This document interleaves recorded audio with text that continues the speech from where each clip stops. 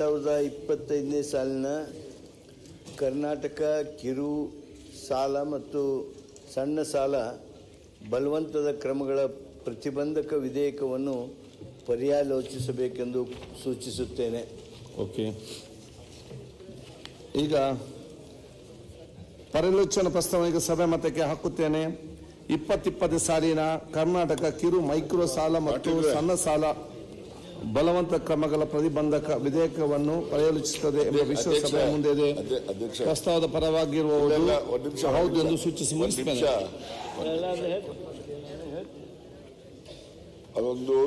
ಒಂದು ಅಡಿಷನ್ ಇದೆ ಇದಕ್ಕೆ, ಅದು ಪ್ರಸ್ತಾವ ಹೇಳಿ. ಪ್ರಸ್ತಾವ ಪರವಾಗಿ ಹೌದು ಎಂದು ಸೂಚಿಸಬೇಕು, ಪ್ರಸ್ತಾವದ ವಿರೋಧವಾಗಿರಲಿಲ್ಲ ಎಂದು ಸೂಚಿಸಬೇಕು. ಪ್ರಸ್ತಾವ ಹೌದು ಎಂದರೆ ಪರವಾಗಿದೆ ಎಂದು ಭಾವಿಸುತ್ತೇನೆ. ಪ್ರಸ್ತಾವ ಹೌದು ಎಂದರೆ ಪರವಾಗಿದೆ. ಪ್ರಸ್ತಾವ ಅನುಮೋದನೆ ದೊರಕಿದೆ. ವಿವರ ನೀಡುವ ಸಚಿವರು. ಮೌನಂ ಸಮ್ಮತಿ ಲಕ್ಷಣಂ.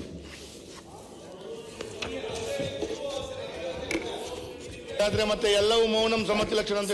ಅಧ್ಯಕ್ಷರೇ, ಕರ್ನಾಟಕ ಕಿರು ಸಾಲ ಮತ್ತು ಸಣ್ಣ ಸಾಲ ಬಲವಂತದ ಕ್ರಮಗಳ ಪ್ರತಿಬಂಧಕ ವಿಧೇಯಕವನ್ನು ಈ ಸಂದರ್ಭದಲ್ಲಿ ಆರ್ಡಿನೆನ್ಸ್ ರಿಪ್ಲೇಸ್ಮೆಂಟ್ ಬಿಲ್ ಆಗಿ ನಾವು ಮಂಡಿಸ್ತಾ ಇದ್ದೇವೆ. ಈ ಸುಗ್ರೀವಾಜ್ಞೆಯನ್ನು ತರಬೇಕಾಗಿರ್ತಕ್ಕಂಥ ಆ ಹಿನ್ನೆಲೆ ಹಾಗೂ ಅನಿವಾರ್ಯತೆ ಬಗ್ಗೆ ತಮಗೂ ಎಲ್ಲರಿಗೂ ಗೊತ್ತಿರ್ತಕ್ಕಂಥದ್ದು. ರಾಜ್ಯದಲ್ಲಿ ದುರ್ದೈವದಿಂದ ಕೆಲವು ಸಾಲ ವಸೂಲಿ ಮಾಡುವಂಥ ಸಂಸ್ಥೆಯವರು ಅನ್ಬೋದು, ಖಾಸಗಿಯವರು ಅನ್ಬೋದು, ರಿಜಿಸ್ಟರ್ಡ್ ಇರ್ಬೋದು, ಅನ್ರಿಜಿಸ್ಟರ್ಡ್ ಇರ್ಬೋದು, ಒಮ್ಮೆಲೇ ಸಾಲ ವಸೂಲಾತಿಯನ್ನು ಅತ್ಯಂತ ಕಠಿಣ ಕ್ರಮಗಳಿಂದ ಮಾಡೋದಕ್ಕೆ ಪ್ರಾರಂಭ ಮಾಡಿದರು. ಯಾವ ಕಾರಣದಿಂದ ಆ ರೀತಿ ಸನ್ನಿವೇಶ ಸೃಷ್ಟಿ ಆಯಿತೋ ಗೊತ್ತಿಲ್ಲ. ಆದರೆ ಯಾವಾಗ ಆ ಕಠಿಣ ಕ್ರಮಗಳನ್ನು ತೆಗೆದುಕೊಳ್ಳೋದಕ್ಕೆ ಪ್ರಾರಂಭ ಮಾಡಿದರು, ಜನ ಸಂಪೂರ್ಣವಾಗಿ ತಮ್ಮ ಆತ್ಮವಿಶ್ವಾಸವನ್ನು ಕಳೆದುಕೊಂಡ್ಬಿಟ್ರು. ಸುಮಾರು 15ರಷ್ಟು ವ್ಯಕ್ತಿಗಳು ಆತ್ಮಹತ್ಯೆಗೆ ಶರಣಾದರು. ಭಾಳ ಜನ, ಕೆಲವೊಂದು ಗ್ರಾಮಗಳಲ್ಲಂತೂ ಊರನ್ನು ಸಾಲಗಾರರೆಲ್ಲರೂ ಬಿಟ್ಟು ಹೋಗಿರ್ತಕ್ಕಂಥದ್ದು. ಚಾಮರಾಜನಗರದೊಳಗೆ ಮಾದೇವಪ್ಪನವ್ರಿಗೆ ಗೊತ್ತಿದ್ದಂಗೆ ಒಂದು ಊರಿನೊಳಗೆ ಆ ಊರಿನವರೆಲ್ಲರೂ ಹೋಗಿಬಿಟ್ಟಿದ್ರು. ಅಂದರೆ ಈ ರೀತಿಯಾಗಿರ್ತಕ್ಕಂಥ ಪರಿಸ್ಥಿತಿ ನಿರ್ಮಾಣ ಆದಂಥ ಸಂದರ್ಭದಲ್ಲಿ ಜನರಲ್ಲಿ ಆತ್ಮವಿಶ್ವಾಸವನ್ನು ತುಂಬಬೇಕು. ಯಾರು ಈ ಅತ್ಯಂತ ಅಮಾನವೀಯವಾಗಿರ್ತಕ್ಕಂಥ ಕ್ರಮ ತೆಗೆದುಕೊಂಡು ಈ ಸಾಲ ವಸೂಲಿ ಮಾಡ್ತಾ ಇದ್ದಾರೆ, ಅವ್ರಿಗೆ ಸೂಕ್ತವಾಗಿರ್ತಕ್ಕಂಥ ಎಚ್ಚರಿಕೆ, ಭಯ ಇರಬೇಕು. ಮಾನವ ಹಕ್ಕುಗಳನ್ನು ತಮಗೆ ಮನಬಲ್ಲಂತೆ ಉಲ್ಲಂಘನೆ ಮಾಡೋದಕ್ಕೆ ಅವಕಾಶ ಕೊಡಬಾರ್ದು. ಹಾಗೂ ಸಾಲಗಾರರ ಗೌರವವನ್ನು ಸಹಿತ ರಕ್ಷಣೆ ಮಾಡೋದಕ್ಕೆ ನಾವು ಮುಂದೆ ಬರಬೇಕು ಅಂಥೇಳಿ ಈ ಒಂದು ಸುಗ್ರೀವಾಜ್ಞೆಯನ್ನು ನಾವು ತರಬೇಕಾಗಿ ಬಂತು. ನಮ್ಮ ರಾಜ್ಯದಲ್ಲಿ ನಮ್ಮ ಅಂದಾಜು ಒಂದು ಅಧ್ಯಯನ ಮಾಡಿದ್ದಾರೆ.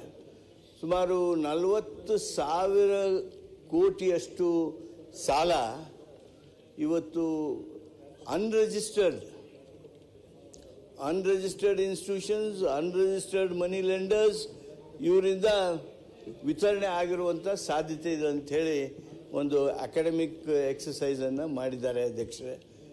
ಆಮೇಲೆ ಇವೆಲ್ಲ ಅನ್ರಿಜಿಸ್ಟರ್ಡ್ ಇನ್ಸ್ಟಿಟ್ಯೂಷನ್ಸ್, ಅನ್ರಿಜಿಸ್ಟರ್ಡ್ ಮನಿ ಲೆಂಡರ್ಸ್ ಅಂತೂ ಬಡ್ಡಿ ಯಾವ ಪ್ರಮಾಣದಲ್ಲಿ ಹಾಕ್ತಾ ಇದ್ದಾರೆ ಅಂದರೆ ಅದು 12, 14, 15, 18 ಅಲ್ಲಿವರೆಗಲ್ಲ, 20ವರೆಗೂ ಅಲ್ಲ.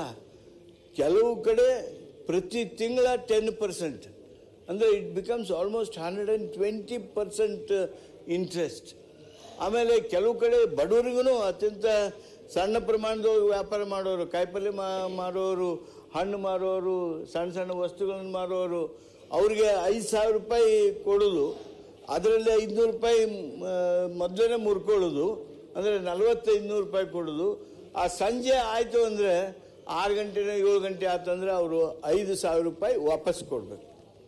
ಅಂದರೆ ಒಂದು ದಿವಸಕ್ಕೆ 500 ರೂಪಾಯಿಯನ್ನು ವಸೂಲಿ ಮಾಡ್ತಕ್ಕಂಥ ಪ್ರಕ್ರಿಯೆಗಳು ನಮ್ಮ ರಾಜ್ಯದಲ್ಲಿ ಬಹಳ ಕಡೆ ನಡೆದಿದ್ದು. ಕೆಲವು ಕಡೆ ಅಂತೂ ಬಾಂಡ್ ಬರ್ಸ್ಕೊಂಡ್ಬಿಡೋದು. ನಿಮ್ಮ ಕಡೆಯಿಂದ ನಿಮ್ಮ ಹೊಲದ ವಚನ ಪತ್ರ ಬರ್ಸ್ಕೊಳ್ಳೋದು, ಬಾಂಡ್ ಬರ್ಸ್ಕೊಳ್ಳೋದು ಮಾಡಿ ಅದು ಸ್ವಲ್ಪ ಬಡ್ಡಿ ಗಿಡ್ಡಿನೆಲ್ಲ ಇದನ್ನು ಮಾಡಿ ಆ ಹೊಲದಷ್ಟನ್ನ ಕಿಮ್ಮತ್ತು ಬರೋಂಗೆ ಮಾಡಿ ಅದು ಆದ ಕೂಡಲೇ ಆ ಬಾಂಡ್ ತೊಗೊಂಡು ಹೋಗಿ ಸಬ್ ರಿಜಿಸ್ಟ್ರ್ ಆಫೀಸ್ನೊಳಗೆ ರಿಜಿಸ್ಟ್ರ್ ಮಾಡೋದಕ್ಕೆ ಬರಬೇಕು ಅಂತೇಳಿ ಅವ್ನಿಗೆ ಒತ್ತಾಯ ಮಾಡೋದು. ಬರದೇ ಇದ್ದರೆ ಅವನಿಗೆ ಏನು ಹೊಡಿಬೇಕೋ ಬಡಿಬೇಕೋ ಬೆದರಿಸ್ಬೇಕೋ ಅಂಜಿಸ್ಬೇಕೋ ಅದನ್ನು ಮಾಡೋದ್ರ ಮೂಲಕ ಅಲ್ಲಿ ಆ ವಸೂಲಾತಿಯನ್ನು ಮಾಡ್ತಕ್ಕಂಥದ್ದು ಅಥವಾ ಆ ಆಸ್ತಿಯನ್ನೇ ಅವರು ಗ್ರಹಿಸ್ಕೊಳ್ತಕ್ಕಂಥದ್ದು. ಈ ಕಾರು ಜೀಪು ಇವು ಎಲ್ಲ ಇರ್ತಾವಲ್ಲ, ಸೈಕಲ್ ಮೋಟ್ರು, ಈ ಒಬ್ಬೊಬ್ಬ ಸಾಲಗಾರ ಸಾಲ ಕೊಡುವವನೇನಿದ್ದಾನೆ ಆ ಸಾಲ ಕೊಡುವವನ ಮನೆಯರಿಗೆ 10-20 ಸೈಕಲ್ ಮೋಟ್ರು, 3-4-5 ಕಾರ್ಗಳು. ಸುರೇಶ್, ಒಂದೊಂದು ಕಡೆ 10-20 ಸೈಕಲ್ ಮೋಟ್ರು, 4-8 ಕಾರ್ಗಳು ಇವೆಲ್ಲ ನಿಂತಿದ್ದು ಅಂದರೆ ಅವು ಸಾಲಗಾರನ ಹತ್ರ ಇದ್ದದ್ದನ್ನು ತಗೊಂಡು ಬಂದು ಅವ್ರ ಮನೆ ಎದುರಿಗೆ ಇಟ್ಟಿರ್ತಾರೆ.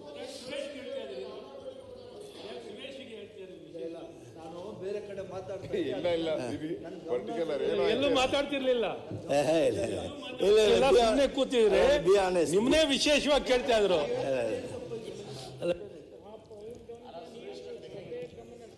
ಅಧ್ಯಕ್ಷರೇ, ಈ ರೀತಿಯಾದ ಈ ವಾತಾವರಣದೊಳಗೆ ಮಾನ್ಯ ಮುಖ್ಯಮಂತ್ರಿಗಳು ಒಂದು ಉನ್ನತವಾಗಿರ್ತಕ್ಕಂಥ ಸಮಿತಿಯನ್ನು ಕರೆದರು. ಸಚಿವ ಸಂಪುಟದಲ್ಲಿ ಸುದೀರ್ಘವಾಗಿ ಚರ್ಚೆ ಮಾಡಿದ್ವಿ. ಅತ್ಯಂತ ಅನಿವಾರ್ಯತೆ ಅಗತ್ಯತೆ ತೀವ್ರವಾಗಿ ಮಾಡಲೇಬೇಕಾಗಿರ್ತಕ್ಕಂಥ ಸಂದರ್ಭ ಬಂದಿರೋದ್ರಿಂದ ಈ ಒಂದು ಕರ್ನಾಟಕ ಕಿರು ಸಾಲ ಮತ್ತು ಸಣ್ಣ ಸಾಲ ಬಲವಂತ ಕ್ರಮಗಳ ಪ್ರತಿಬಂಧಕ ವಿಧೇಯಕವನ್ನು ನಾವು ಸುಗ್ರೀವಾಜ್ಞೆ ಮಾಡಿದ್ವಿ. ಈಗ ಅದನ್ನು ಬಿಲ್ ಮಾಡಿ ತಂದಿದ್ದೀವಿ. ಇದರಲ್ಲಿ ಒಂದು ಸಣ್ಣ ಅಮೆಂಡ್ಮೆಂಟ್ ಎಡಿಷನ್ ಏನು ಅಂದರೆ, ಕೋಆಪರೇಟಿವ್ ಬ್ಯಾಂಕ್ಸ್ ಇದೆ, ರಿಜಿಸ್ಟರ್ಡ್ ಕೋಆಪರೇಟಿವ್ ಬ್ಯಾಂಕ್ಸ್ ಇದೆ, ಆದರೆ ಕೋಆಪರೇಟಿವ್ ಸೊಸೈಟೀಸ್ ಆ್ಯಂಡ್ ಸೌಹಾರ್ದ ಸೊಸೈಟೀಸ್ ಅವೆರಡನ್ನೂ ಸೇರಿಸಬೇಕಾಗಿದೆ. ಅವೆರಡು ಸೇರಿಸೋದಕ್ಕೂ ತಾವು ಅನುಮೋದನೆ ಕೊಡಬೇಕು.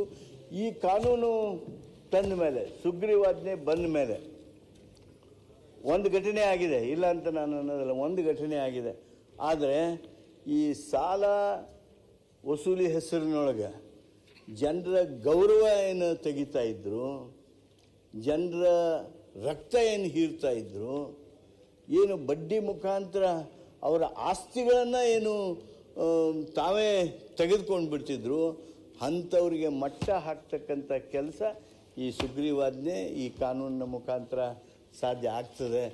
ಆದ್ದರಿಂದ ಈ ಸಂದರ್ಭದಲ್ಲಿ ನಾನು ತಮ್ಮಲ್ಲಿ ವಿನಂತಿ ಮಾಡ್ತೀನಿ. ಇದರೊಳಗೆ ಭಾಳ ಜನರಿಗೆ ಏನೈತಿ, ಮೈಕ್ರೋ ಫೈನಾನ್ಸ್ ಇನ್ಸ್ಟಿಟ್ಯೂಷನ್ಸ್ ಅದಾವಲ್ಲ, ಆ ಇನ್ಸ್ಟಿಟ್ಯೂಷನ್ಸ್ ಸಾಲ ವಸೂಲಿ ಮಾಡೋಕ್ಕೆ, ನಾವು ಸಾಲ ವಸೂಲಿ ಮಾಡೋದಕ್ಕೆ ಬೇಡ ಅಂದಿಲ್ಲ, ಆದರೆ ನಿಮ್ಮ ಬಡ್ಡಿ ಏನು ನಿಯಮಾನುಸಾರ ಇರಬೇಕು ಅಷ್ಟೇ ಇರ್ತಕ್ಕದ್ದು. ನಿಮಗೆ ತಿಳಿದಷ್ಟು ಬಡ್ಡಿ ವಸೂಲಿ ಮಾಡೋಕ್ಕಾಗಲ್ಲ. ಆ ರೀತಿಯಾಗಿರ್ತಕ್ಕಂಥ ಕಾನೂನನ್ನು ತಂದಿದ್ದೇವೆ. ಅದರ ಜೊತೆಗೇ ಈ ಒಂದು ಕಾನೂನಿನ ಮುಖಾಂತರ ನಾವು ಜನರ ಗೌರವವನ್ನು ರಕ್ಷಣೆ ಮಾಡೋದಕ್ಕೆ ನಾವು ಮುಂದಾಗಿದ್ದೇವೆ.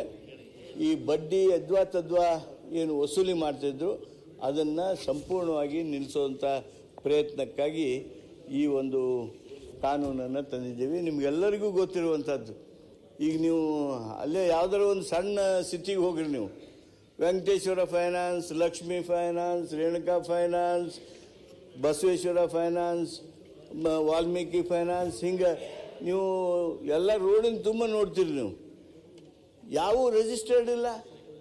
ಅವರು ಬಡ್ಡಿ ವಸೂಲಿ ಮಾಡ್ತಕ್ಕಂಥ ರೀತಿ ಕೇಳಿಬಿಟ್ರೆ ನಿಮಗೂ ಎಲ್ಲರ ಹತ್ರನೂ ಇವೆಲ್ಲ ಟೀಕೆ ಟಿಪ್ಪಣಿಗಳು, ಇವನ್ನ ರಜೆ ಮಾಡಿಸ್ರಿ, ನಮ್ಮದು ಸ್ವಲ್ಪ ಬಡ್ಡಿ ಬಿಡಿಸ್ರಿ, ನಮಗೆ ಮನೆಗೆ ಬರಾಕತ್ತಾರ ನೋಡ್ರಿ, ಇವೆಲ್ಲ ನಿಮ್ಮ ಹತ್ರನೂ ಕಂಪ್ಲೇಂಟ್ಸ್ ಬಂದಿರ್ಲಿಕ್ಕೆ ಸಾಕು, ಎಲ್ಲರ ಹತ್ರನೂ ಬಂದಿರ್ತಾವೆ. ಆದ್ದರಿಂದ ಈ ಒಂದು ಸಂದರ್ಭದೊಳಗೆ ನಾವು ಜನರನ್ನು ರಕ್ಷಣೆ ಮಾಡೋದಕ್ಕಾಗಿ ಈ ಒಂದು ತಿದ್ದುಪಡಿಯನ್ನು, ಈ ಒಂದು ವಿಧೇಯಕವನ್ನು ತಂದಿದ್ದೇವೆ. ದಯಮಾಡಿ ಇದನ್ನು ಮಂಜೂರಿ ಮಾಡಿಕೊಡ್ಬೇಕು ಅಂತೇಳಿ ನಾನು ತಮ್ಮ ಮುಖಾಂತರ ಪ್ರತಿಪಕ್ಷ ನಾಯಕರು ಒಂದಕ್ಕೆ ಮಾತಾಡಲಿಕ್ಕೆ ಅವಕಾಶ ಕೊಡ್ತೇನೆ. ಪ್ರತಿಪಕ್ಷ ನಾಯಕರೇ ಒಂದು ಸೆಕೆಂಡ್, ಅವ್ರು ಕೋಆಪರೇಟಿವ್ ಮಿನಿಸ್ಟರ್ ಹೇಳ್ತಾರಂತೆ. ಸನ್ಮಾನ್ಯ ಸಭಾಧ್ಯಕ್ಷರೇ, ಲಾಸ್ಟ್